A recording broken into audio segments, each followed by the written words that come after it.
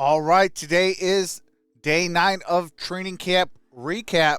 Now, today with injury slash roster moves, we seen Emmanuel Mosley get placed on the active pup list, which does mean that his time is coming soon. As if he would have stayed on the inactive pup list, his season could be over before it even started. So he did get an upgrade to the active pup list, which means his time is coming very soon. Now, Hendon Hooker remains on the NFI list.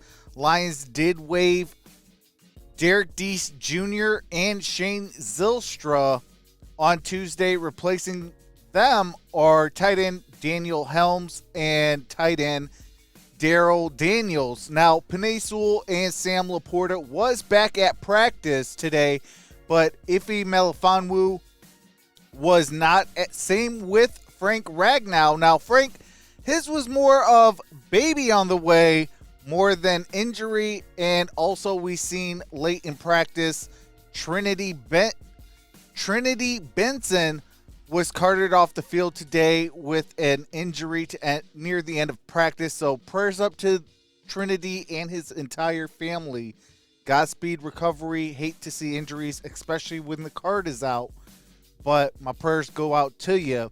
Now, practice notes, I got Jameson Williams had a big bounce back day today, catching deep balls from 50-plus yards down the field. Now, Jameson also had a highlight reel when matched up against Cameron Sutton in coverage, beating him off the snap and flew past him, making fans and writers wonder, is he the fastest in the NFL? Now, today was his best practice of training camp, and Dan Campbell also confirmed what I told you on Monday, to expect Jameson Williams a lot during preseason games because he has to get as much reps as possible, because 6 weeks he will not be with the team, able to practice with the team and all of that. So when he's suspended, he has to be away from the facility. So with that being said, he's going to have a lot of reps, just like I told you he was going to be, and Dan Campbell did confirm that. So if you are getting value so far, please consider that thumbs up. Definitely appreciate it. The offensive line movement without Frank Ragnow at practice, we seen Glasgow getting the start over Frank, with Frank being out, and Vaitai starting at right guard. Now, Sorsdahl did take second-team reps at right guard, and Obinna Eze was promoted to the second team at left tackle, with Nelson at the right tackle on that second unit. And Effetti was the third team right tackle today.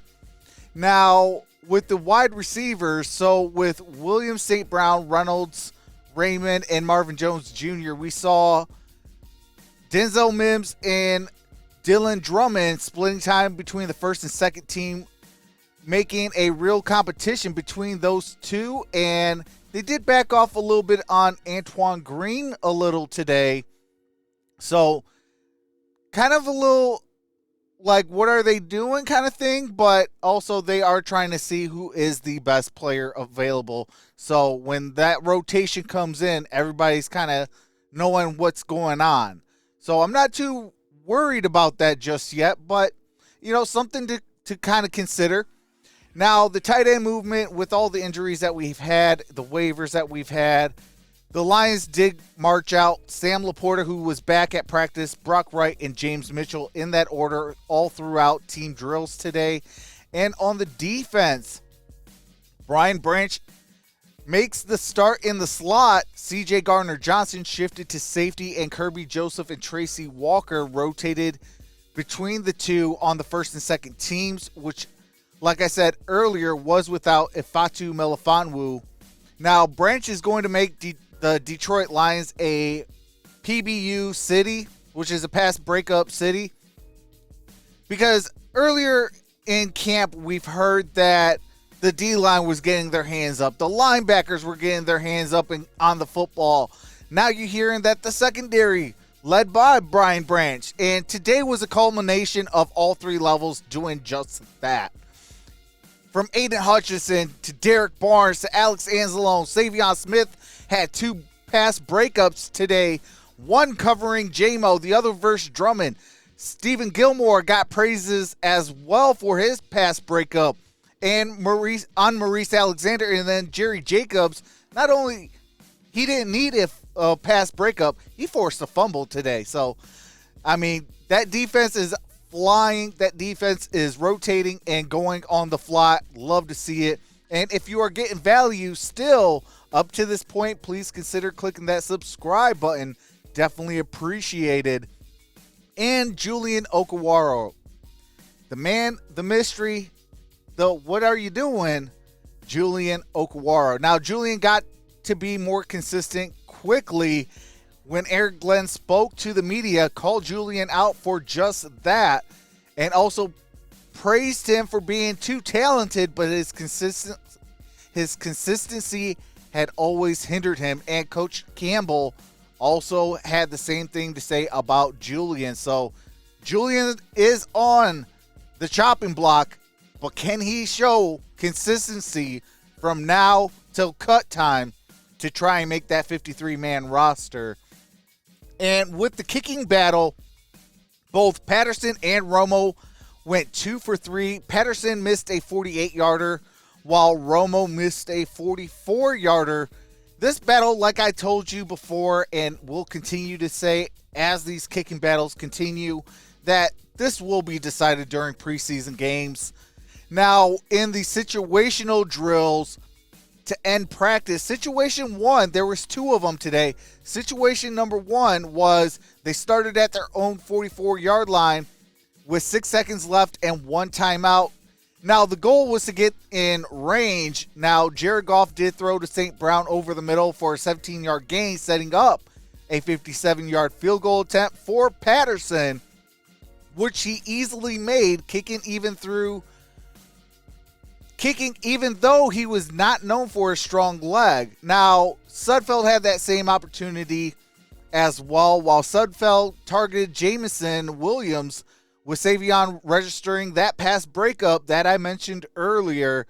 But the Lions also gave Romo his own 57-yard field goal attempt, which was also successful.